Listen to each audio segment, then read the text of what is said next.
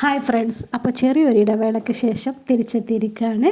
അപ്പോൾ ഇന്ന് നമുക്ക് ഒരു ഡെയിലി വ്ളോഗാണ് കേട്ടോ. അപ്പോൾ ബ്രേക്ക്ഫാസ്റ്റ് വെച്ച് തന്നെ തുടങ്ങാമെന്ന് വെച്ചു. അപ്പോൾ ബ്രേക്ക്ഫാസ്റ്റിന് നല്ല പുട്ടും അതുപോലെ കാബൂളി കടല കറിയാക്കി വെച്ചതാണ് കേട്ടോ. ഞാൻ ആദ്യമായിട്ടാണ് കാബൂളി കടല കറിയാക്കിയിട്ട് ഇങ്ങനെ വെക്കുന്നത് കേട്ടോ. തേങ്ങയൊക്കെ അരച്ചിട്ട് സാധാരണ നമ്മൾ പുട്ടിൻ്റെ കടല ഉണ്ടല്ലോ, ബ്രൗൺ കളറിൽ, അതാണ് സാധാരണ വെക്കാറൊക്കെ ഉള്ളത്. ഇതിപ്പോൾ ഒന്ന് പരീക്ഷിച്ച് നോക്കിയതാണ്, പക്ഷെ നല്ല ടേസ്റ്റാണ് കേട്ടോ. കഴിച്ച് നോക്കിയപ്പോൾ അതുപോലെ പഴമുണ്ട്, പപ്പടമുണ്ട്. അപ്പോൾ ഈ കടലക്കറിയുടെ കൂടെ പപ്പടം കൂട്ടുക എന്നുള്ളത് എൻ്റെ ഒരു ശീലമാണ് കേട്ടോ. നിങ്ങൾ കഴിക്കാറുണ്ടോ അങ്ങനെ? അപ്പോൾ പലർക്കും പല രീതിയിലാണല്ലോ. ചിലപ്പോൾ ചിലവർ പുട്ടിൻ്റെ കൂടെ പപ്പടം കഴിക്കും, അല്ലെങ്കിൽ പഴം കഴിക്കും, അല്ലെങ്കിൽ പഞ്ചസാര കൂട്ടി കഴിക്കും, അങ്ങനെയൊക്കെ. പക്ഷേ എനിക്ക് ഇഷ്ടം, ഇതൊക്കെ ഇഷ്ടമാണെങ്കിലും കടലക്കറിയുടെ കൂടെ പപ്പടം കൂട്ടി കഴിക്കുന്ന ഒരു ശീലമുണ്ട്. അപ്പോൾ ആരെങ്കിലും ട്രൈ ചെയ്യാത്തവരൊന്ന് ട്രൈ ചെയ്ത് നോക്കൂ കേട്ടോ, നല്ല ടേസ്റ്റാണ്. അപ്പോൾ അതുപോലെ ഇന്ന് രാവിലെ തന്നെ ഒരു മഴക്കോള് കൂടുതലാണ് കേട്ടോ. ഒട്ടും വെയിലൊന്നുമില്ല, പക്ഷെ അലക്കാനുള്ള തുണികൾ കുറച്ച് അധികം ഉണ്ട് താനും. അപ്പോൾ അലക്കാതിരിക്കാൻ പറ്റില്ല. അപ്പോൾ അതൊക്കെ ഒന്ന് മെഷീനിലോട്ട് ഇട്ടു. ഇനി നമ്മുടെ സാധാരണ വീട്ടുപണികളൊക്കെ, നമ്മൾ അടുക്കള പണിയിൽ ചോറും ഒക്കെ കറികളൊക്കെ റെഡിയാകുമ്പോഴേക്കും ഇതും അവിടെ മെല്ലെ റെഡി ആയിക്കോളും. അപ്പോൾ ഇനി അടുക്കളയിലോട്ട് കയറാം. അപ്പോൾ വിഭവസമൃദ്ധമായിട്ടുള്ള ഒരു ഊണൊന്നുമല്ല, നമുക്ക് വീട്ടിലുള്ള ഒരു തട്ടിക്കൂട്ട് പരിപാടികൾ, ഒന്നോ രണ്ടോ കറിയൊക്കെ വെച്ച് നമ്മൾ സാധാരണ വീട്ടിലുണ്ടാക്കുന്നത് പോലെ തന്നെ ഒരു ഊണൊക്കെ പെട്ടെന്ന് റെഡിയാക്കാം. അപ്പോൾ ഇവിടെ വെണ്ടയ്ക്ക എടുത്തിട്ടുണ്ട്, പിന്നെ എടുത്തിരിക്കുന്ന പടവലങ്ങയാണ് കേട്ടോ. അപ്പോൾ അത് നമ്മുടെ വീട്ടിലെ കൃഷിയിൽ നിന്നും കിട്ടിയതാണ്. ഇവിടെയല്ല, ഹസ്ബൻഡിൻ്റെ വീട്ടിൽ നിന്നും കൊണ്ടുവന്നതാണ് കേട്ടോ. അവിടെ ചെറുതായിട്ട് ഓരോ കൃഷികളൊക്കെ ഉണ്ട്. അപ്പോൾ അവിടെ ഒന്നും കൊണ്ടുവന്നിട്ടുള്ളതാണ്. ഇടയ്ക്ക് ഇതുപോലെയൊക്കെ നല്ല വീട്ടിലുണ്ടാക്കിയ പിന്നെ പച്ചക്കറികൾ കൂട്ടിയൊക്കെ ഒരു ഊണൊക്കെ നമുക്ക് കഴിക്കാൻ പറ്റുന്നതിന് വലിയ കാര്യമാണല്ലേ. ഇപ്പോൾ എല്ലാത്തിലും വിഷമല്ലേ, ഏത് കാര്യം നോക്കിയാലും വിഷമില്ലാത്തതൊന്നുമില്ല. നാച്ചുറലായിട്ടുള്ളത് വളരെ റയറുമാണ്. ആർട്ടിഫിഷ്യലായിട്ട് കുറേ വിഷമൊക്കെ കുത്തി വെച്ചിട്ടുള്ളതാണ് നമുക്ക് കൂടുതലായിട്ട് കിട്ടണം.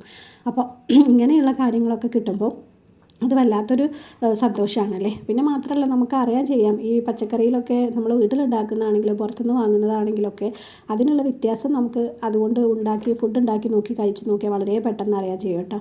അപ്പം ഞാനിപ്പോൾ ഇന്നിവിടെ പടവലങ്ങയും തക്കാളിയും ഒക്കെ ഇട്ടിട്ട് ഒരു കറിയാണ്. ചില നേരത്ത് അതിലോട്ട് പരിപ്പും പുളിയൊക്കെ ഒഴിച്ചിട്ട് അങ്ങനെയും കറി ഉണ്ടാക്കും.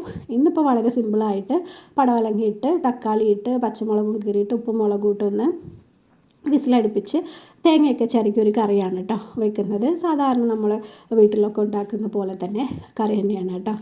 അപ്പോൾ വലിയ വെറൈറ്റി ആയിട്ടുള്ള സംഭവങ്ങളൊന്നുമല്ല കേട്ടോ. നമ്മൾ സാധാരണ ഒരു ഹൗസ് വൈഫായിട്ടുള്ള ആളുകൾ വീട്ടിൽ എന്തൊക്കെ ചെയ്യുന്നത് ആ കാര്യങ്ങളൊക്കെ തന്നെയായിരിക്കും കേട്ടോ നിങ്ങൾക്ക് ഈ വ്ളോഗിലൊക്കെ കാണാൻ പറ്റുക. അപ്പോൾ ഞാൻ ഇതുവരെയൊക്കെ യൂട്യൂബിൽ കുറേ കുക്കിംഗ് വീഡിയോസ് ആക്കിയിട്ട് ഇട്ടിട്ടുണ്ട്. ആദ്യമായിട്ടാണ് ഒരു വ്ളോഗായിട്ട് ചെയ്യുന്നത്.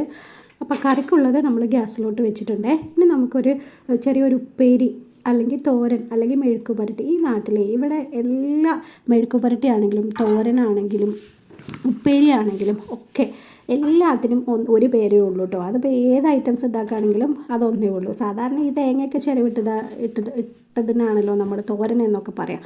പക്ഷേ ഇവിടെ എങ്ങനെ ഉണ്ടാക്കിയാലും അത് ഉപ്പേരി മാത്രമേ ഉള്ളൂ, ഒരു പേര് മാത്രമേ ഉള്ളൂ കേട്ടോ. അപ്പോൾ ഇവിടെ വെണ്ടയ്ക്കാണ് എടുത്തിട്ടുള്ളത്. അപ്പോൾ ഈ വെണ്ടയ്ക്ക നല്ല ഒരു ഇളം വെണ്ടയ്ക്കാണ് കേട്ടോ, ഒരുപാട് മൂത്തൊന്നും പോകാത്ത. അതുകൊണ്ട് തന്നെ അരിയാനും സുഖമാണ്, കഴിക്കാനും നല്ല ടേസ്റ്റ് ആയിരിക്കും. അപ്പോൾ പറഞ്ഞു തന്നെ എന്താ ചോദിച്ചാൽ, എനിക്കിപ്പോൾ ആദ്യമൊന്നും ഈ വെണ്ടയ്ക്ക ഒട്ടും ഇഷ്ടമുണ്ടായിരുന്നില്ല. ഒട്ടും എന്ന് പറഞ്ഞാൽ ഒട്ടും കഴിക്കില്ല. നമ്മൾ സാമ്പാറിലോ അല്ലെങ്കിൽ വേറെ ഏതെങ്കിലും കറികളിൽ നിന്നും കിട്ടിയാൽ തന്നെ അത് നേരെ എടുത്ത് പുറത്ത് കളയാന്നുള്ള ഒരു രീതിയായിരുന്നു, ഒട്ടും കഴിക്കില്ലായിരുന്നു.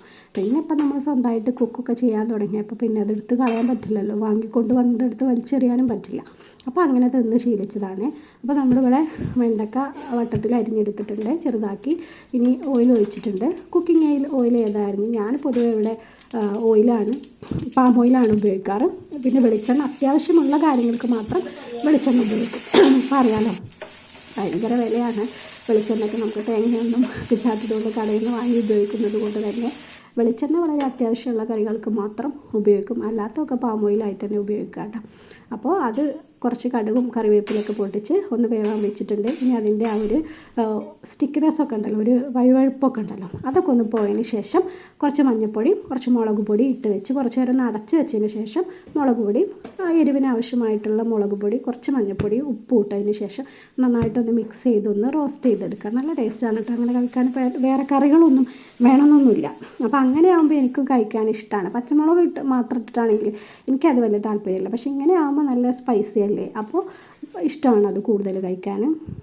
അപ്പോൾ കറി അവിടെ റെഡി ആയിട്ടുണ്ട്. 2-3 വിസിൽ വന്ന് ഒന്ന് ഓഫാക്കി വെച്ചിട്ടുണ്ട്. ഇനി അതിലോട്ടുള്ള അരപ്പൊന്ന് തയ്യാറാക്കുകയാണ് കേട്ടോ. അപ്പോൾ അതിലോട്ട് തേങ്ങ പൊതുവെ ചിരകുന്നത് എനിക്ക് ഭയങ്കര മടിയാണ്. എനിക്കിഷ്ടമാണ് തേങ്ങ ചിരകാൻ. ഈ അടുക്കള പണിയിൽ ഏറ്റവും ബുദ്ധിമുട്ടുള്ളൊരു കാര്യം എനിക്ക് തോന്നിയിട്ടുള്ളത് തേങ്ങ ചിരവലാണ് കേട്ടോ. അത് ഭയങ്കര ഒരു ബുദ്ധിമുട്ടാണ്. ഞാൻ എളുപ്പത്തിന് വേണ്ടിയിട്ട് തേങ്ങ ഇങ്ങനെ നമ്മുടെ കത്തി വെച്ച് ചെറിയ ചെറിയ പീസസ് ആക്കിയിട്ട് ചിരട്ടയിൽ നിന്ന് അടർത്തി എടുത്തിട്ട് അത് ചെയ്യാണ്. അങ്ങനെ ചെയ്ത് നേരെ മിക്സിയിലോട്ടിട്ട് കുറച്ച് വെള്ളം ഒഴിച്ച് നന്നായിട്ട് പേസ്റ്റ് പോലെ ഒന്ന് അരച്ചെടുക്കും. അപ്പോൾ രണ്ടും ഒരുപോലെ തന്നെയാണ്. ചെറിയ ചെറിയ പീസസ് കഷ്ണങ്ങളൊക്കെ അരയാതിരിക്കുമ്പോഴാണ് അത് കറി കൊഴിക്കുമ്പോൾ ഒരു വൃത്തികേട്. അല്ലാന്നുണ്ടെങ്കിൽ നമുക്ക് അറിയൊന്നുമില്ല. സാധാരണ ചിരവിയ തേങ്ങ വെച്ച് നമ്മൾ അരച്ചെടുക്കുന്നത് പോലെ തന്നെയാണ്. അപ്പോൾ അങ്ങനെ ചെയ്ത് അതൊന്ന് കറിയൊക്കെ വെച്ച് ഇനി അതൊന്ന് താളിക്കാണ്. ഓയിൽ ഒഴിച്ച് ഉലുവ ഇട്ടിട്ടുണ്ട് കേട്ടോ. നിങ്ങളവിടെ ഉപയോഗിക്കാറുണ്ടോ നമ്മൾ താളിക്കുന്ന സമയത്ത് ഉലുവ? ഞാനിവിടെ മിക്ക കറികൾക്ക് ഉലുവ ഇടും. കുറച്ച് ഉലുവ ഇടുക, കുറച്ച് കടുക് ഇട്ടിട്ട് കറിവേപ്പിലിട്ട് പൊട്ടിച്ച് വയ്ക്കുക കേട്ടോ. അപ്പോൾ ഇതുവരെ അങ്ങനെ ചെയ്യാത്തവരാണെങ്കിൽ ഒന്ന് ചെയ്ത് നോക്കുക. നല്ല ടേസ്റ്റാണ് കേട്ടോ. ഉലുവയുടെ ആ ഒരു ഫ്ലേവറൊക്കെ നമുക്ക് കറിയുടെ ലാസ്റ്റ് വരുമ്പോൾ, ഈ സാമ്പാറിലൊക്കെ സാധാരണ എല്ലാവരും ഇടാറുണ്ടാവും താളിക്കുന്ന സമയത്ത്, അല്ലെങ്കിൽ ഉലുവയുടെ പൊടി ഇടാറുണ്ടാവും.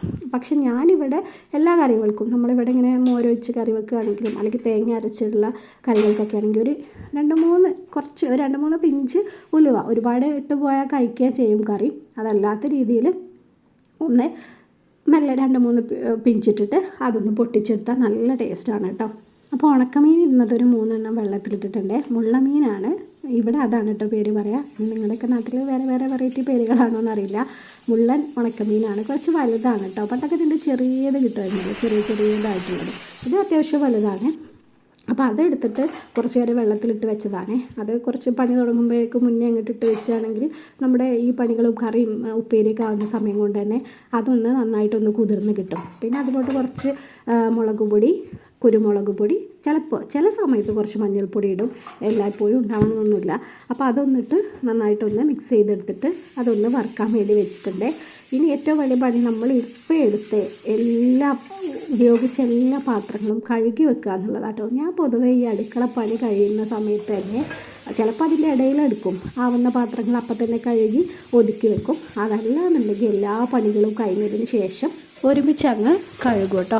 അപ്പം ഞാൻ എപ്പോഴും ആലോചിക്കാറുണ്ട്, ഈ അടുക്കളപ്പണി എടുത്തിട്ടല്ല നമ്മൾ ചില സമയത്ത് മടുത്തു പോകുക. ഈ പാത്രം കഴുകിയിട്ടാണ്. ഈ ഉണ്ടാക്കുന്ന വിഭവങ്ങൾക്കൊക്കെ നമ്മൾ എടുക്കുന്ന പാത്രങ്ങൾ ഉണ്ടാവില്ലേ, അത് ലാസ്റ്റ് കഴുകി മാറ്റി വെക്കുന്നതാണ് ഏറ്റവും വലിയ ബുദ്ധിമുട്ടായിട്ട് എനിക്ക് തോന്നിയിട്ടുള്ളത് കേട്ടോ. ഇനി നിങ്ങൾക്കൊക്കെ എങ്ങനെയാണെന്ന് അറിയില്ല. അപ്പോൾ എങ്ങനെയാണെങ്കിലും വീഡിയോ എല്ലാവർക്കും ഇഷ്ടമായിട്ടുണ്ടെങ്കിൽ ഒന്ന് ലൈക്കും കമൻറ്റും ഷെയറൊക്കെ ഒന്ന് ചെയ്തേക്കണേ. അപ്പോൾ ഇനിയും ഇതുപോലുള്ള വ്ളോഗൊക്കെ ആയിട്ട് വരാം കേട്ടോ. നമ്മുടെ കൊച്ചു വീട്ടിൽ നടക്കുന്ന ചെറിയ ചെറിയ കാര്യങ്ങൾ, വളരെ പ്രത്യേകിച്ചൊന്നുമില്ല, സാധാരണ ഒരു വീട്ടിൽ നടക്കുന്ന കാര്യങ്ങളൊക്കെ നമുക്ക് അടുത്ത വീഡിയോയിൽ കാണാം. അപ്പോൾ ഓക്കെ, താങ്ക് യു.